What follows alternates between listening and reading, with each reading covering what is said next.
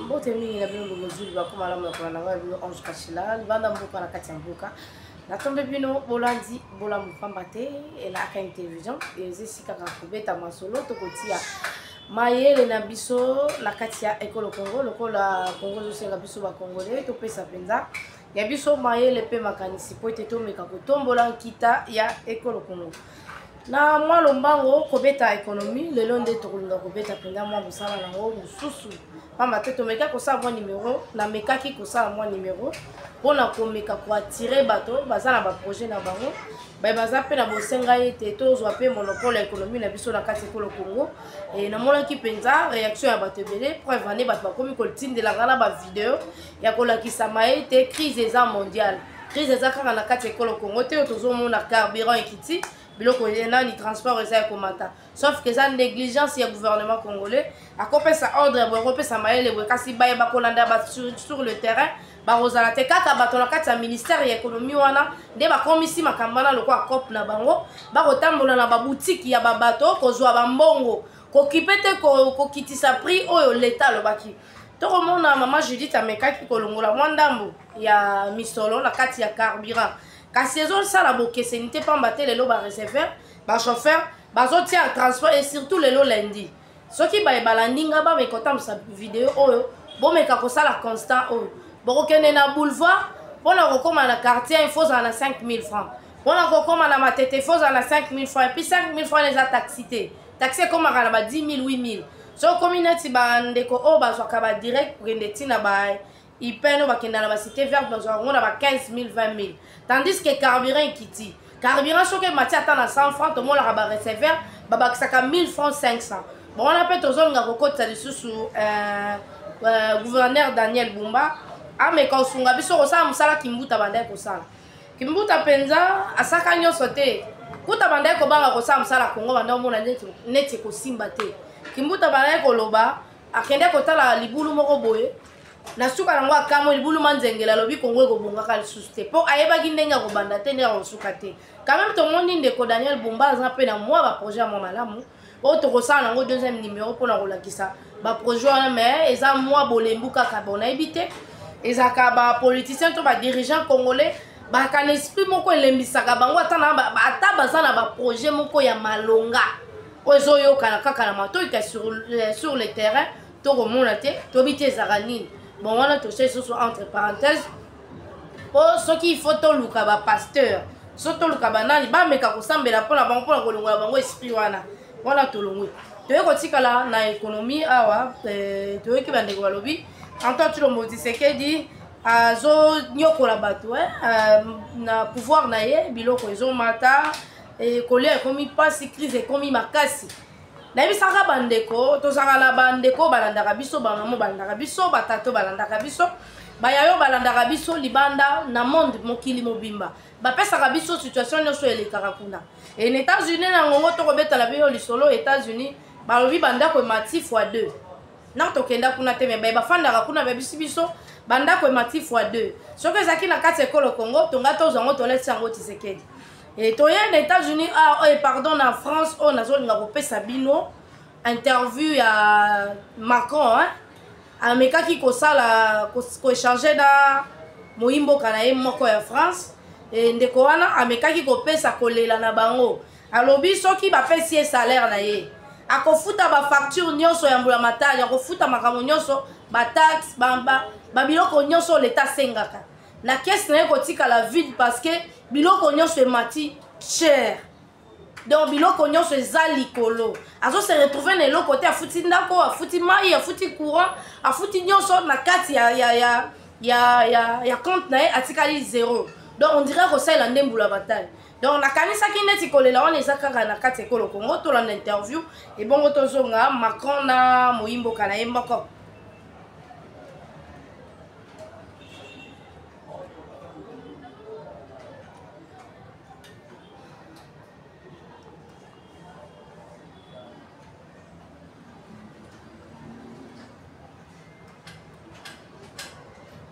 Moi, ma femme, on gagne 4 000 € par mois.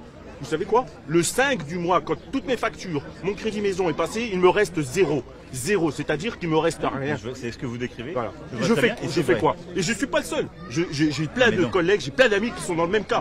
C'est ça qui est pas normal. Le premier point, il n'y a pas de recette magique. Non mais ça c'est vrai sur les prix, sur l'essence, le gaz.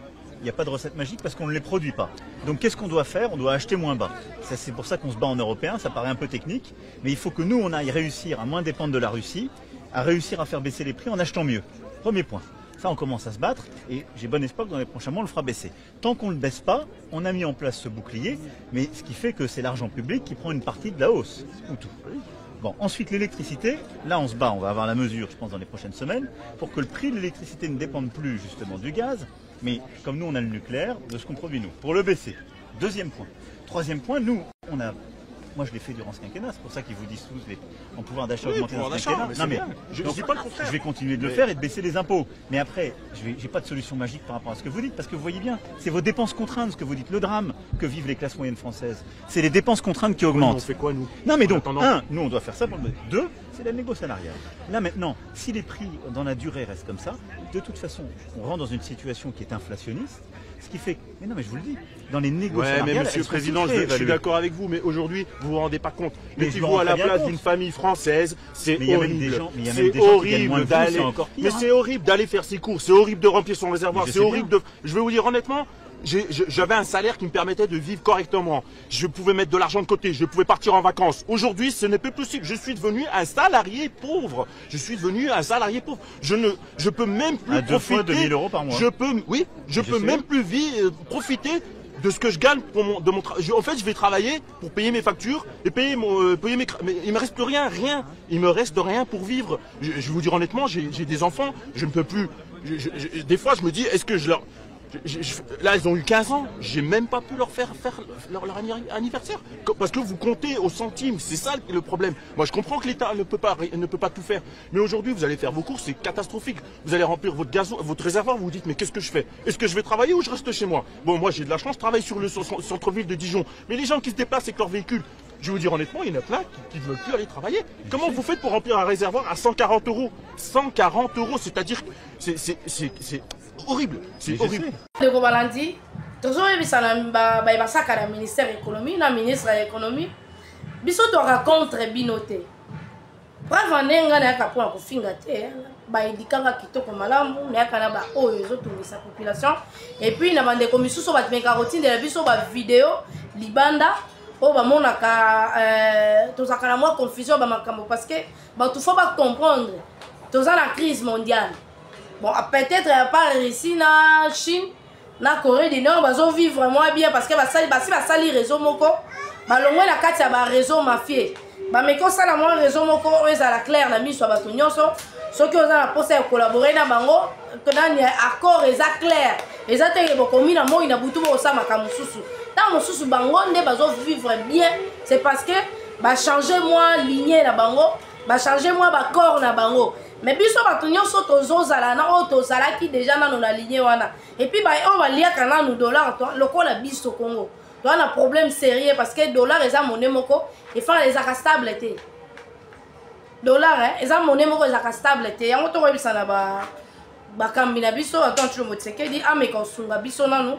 À s'imposer parce que dans mon sous atiki motola mba bilubu na yeme bato bazo kota na kati ya vision na été azo se retrouver ye moko na kati ya mandat na ye oh baza bato ebele oh bazo zwa misolo na konsi ya l'état ba ko futa bango kasi moto ko bunda ye moko pona ko appliquer ba makambo ba décision bazo zwa ta mosusu na conseil des ministres et conseil des ministres c'est ça lui tomber de la carte ya mandat c'est ça li bamba lebele kasi ba décision mingi zo zoma la carte ya conseil des ministres tozo mona sur le terrain te pourquoi ba ministre baza na besoin to baza na bosenga ya ko appliquer yango te ce qui ba ministre nyonso bana bosenga ya ko appliquer yango to komona ngo sur le terrain to koyoka te moto ayebisa o mona yo moko ke OK na point mona eloko salami obimi bo moni changement salami ozomona ke bato nyonso bakoti na carte ya vision na yo o meka yo moko kokota koluka soki stratégie nini okosala parce que oza likolo nyonso oza likolo na bango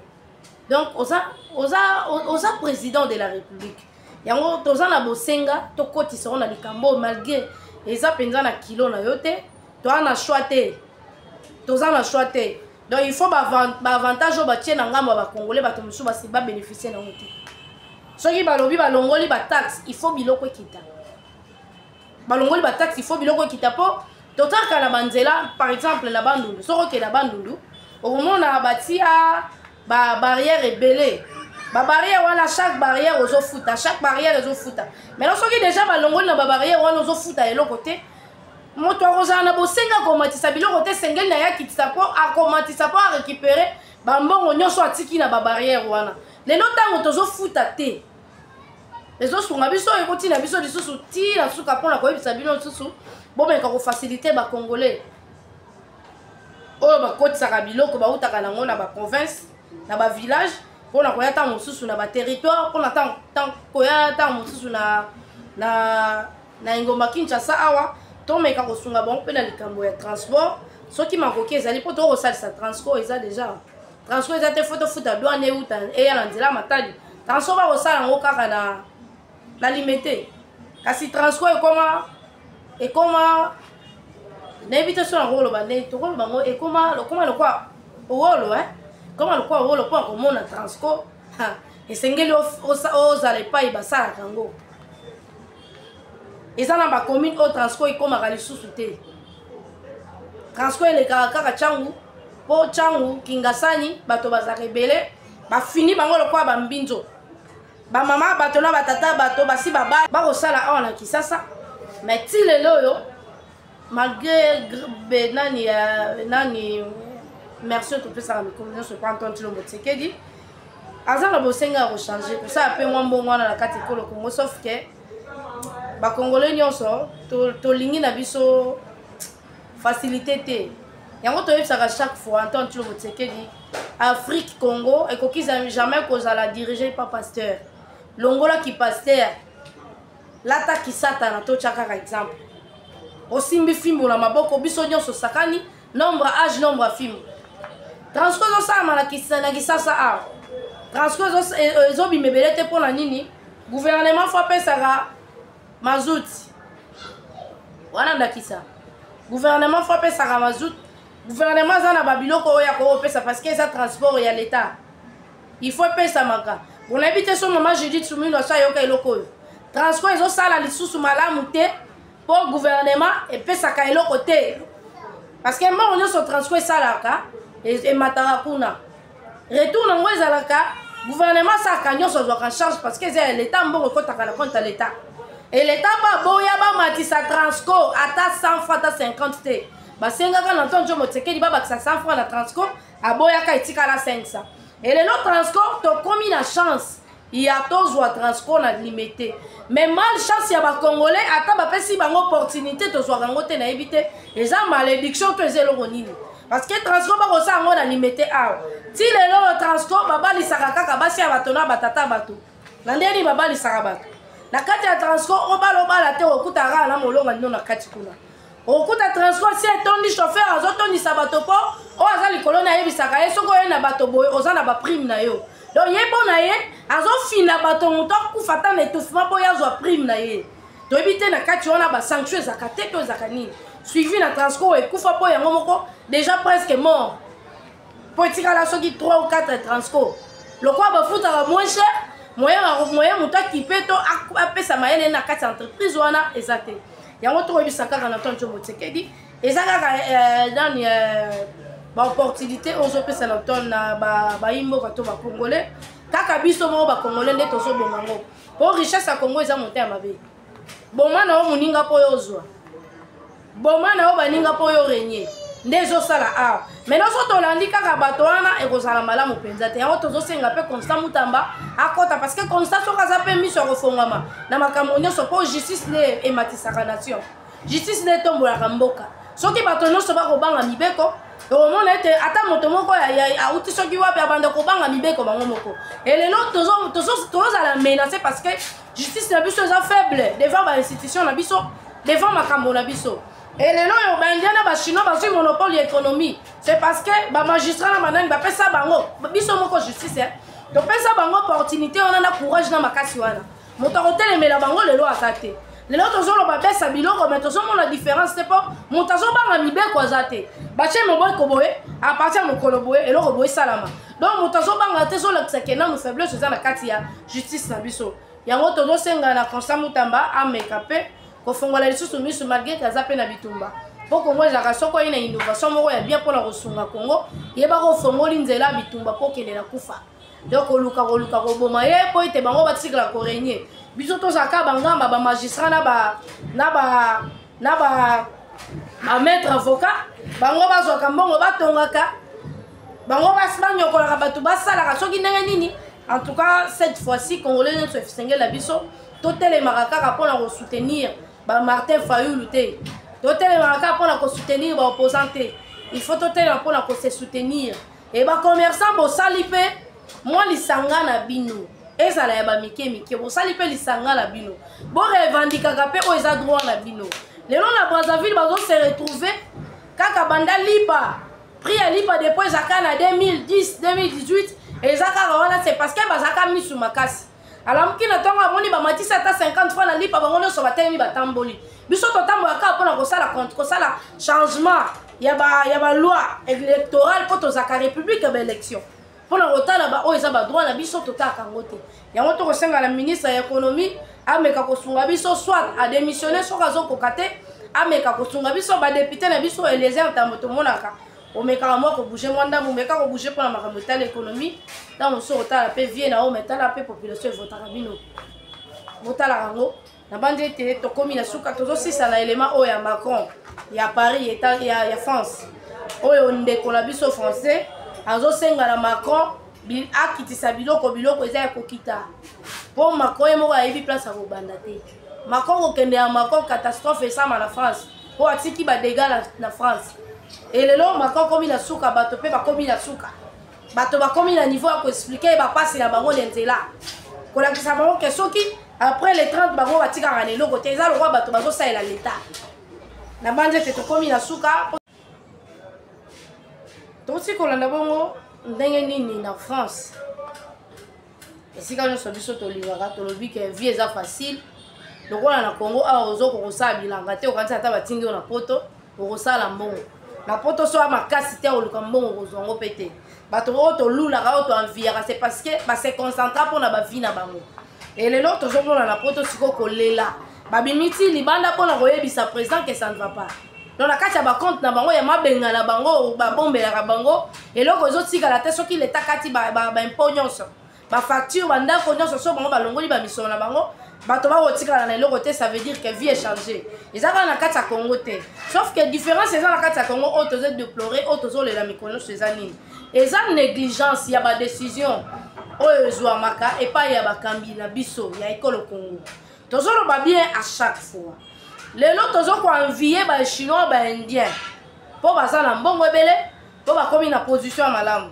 e kaka biso moko tozopesa bango pouvoir ya kogérer économie na biso sake moto alanda bon ministre économie à chaque fois tozolinga kokoti yango na likambo parce que tozelaki mpenza eloko malonga na Congo toza na chance ya kozwa baprofesseur ya économie toza na chance ya kozwa baexpert ya économie kasi toza na malchance ya baye oyo bakosala to kosala mbongo wana ya économie na biso pamba te tolikanga moto azokomikumisa na kati ya makambo mpe ezosalama e lelo oyo tozose retrouver na ministère moko ya économie oyo ezosunga économie ya Congo na eloko te e lelo tozobeta lisolo ya carburant na bandaki liboso wana eza kaka ndakisa mpo bamakambo eza ebele babaki na babiloko nyonso ya kolia biloko nyonso ya kolia e surtout mingo esalamaka epai ya bakongolais balobaki bafuta taxe te balongoli taxe nango kasi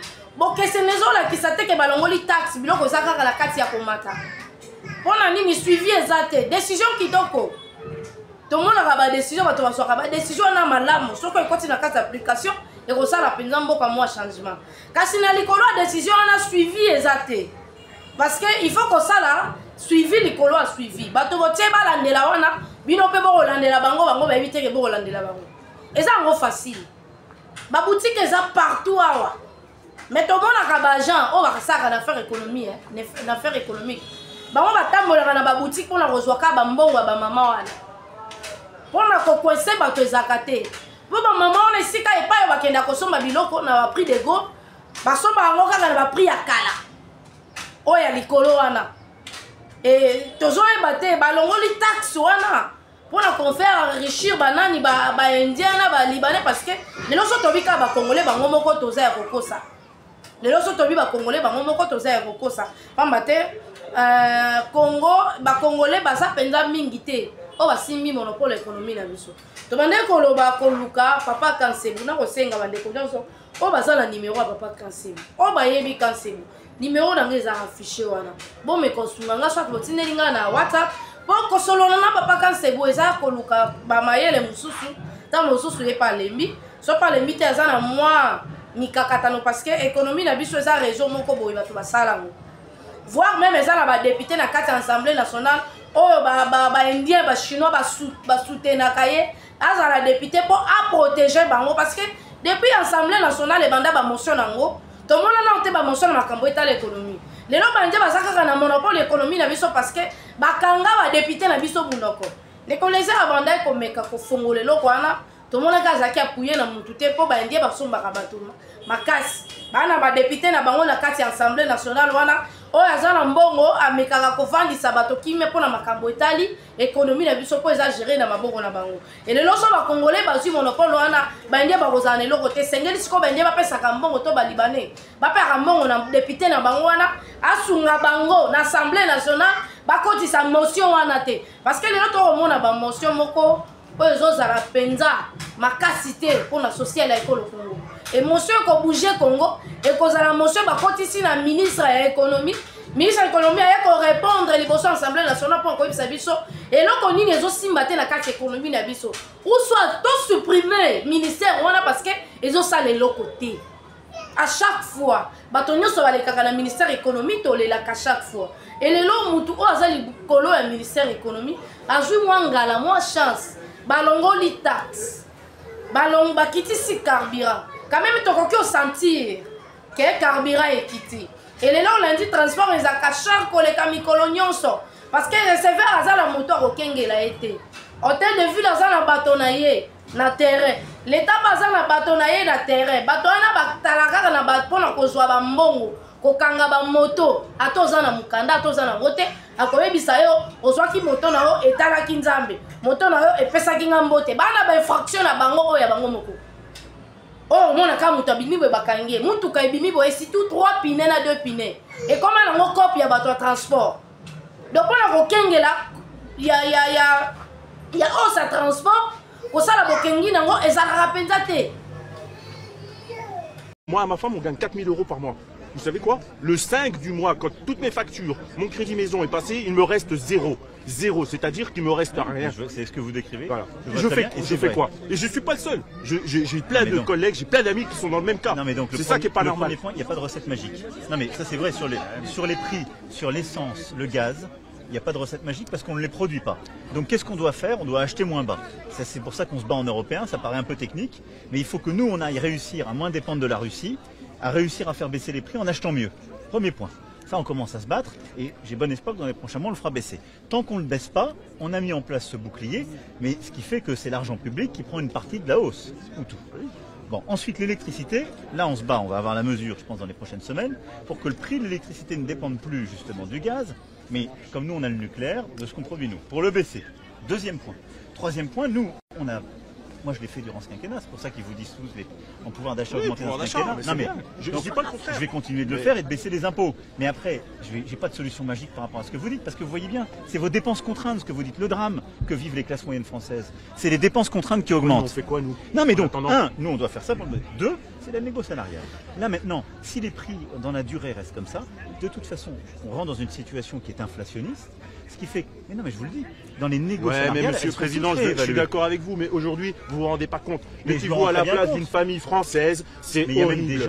C'est horrible d'aller.